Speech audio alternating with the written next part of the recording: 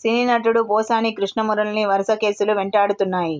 Deputy CM Pawan Kalyan ఆయన కుటుంబ సభ్యులను దూషించిన కేసులో ఇప్పటికే ఆయన రిమాండ్లో ఉన్నారు. రాజంపేట సబ్ జైల్లో రిమాండ్ ఖైదీగా ఉన్నారు. పోసానిపై ఏపీ వ్యాప్తంగా 17 కేసులు నమోదయ్యాయి. ఆయనను అదుపులోకి తీసుకునేందుకు మిగిలిన పోలీస్ స్టేషన్లకు చెందిన పోలీసులు పీటీ వారెంట్లు సిద్ధం చేస్తున్నారు. మరోవైపు గుంటూరు జిల్లా నరసరావుపేట, అల్లూరు జిల్లా అనంతపురం పోలీసులు రాజంపేట జైలు అధికారికి పీటీ వారెంట్లు అందించారు.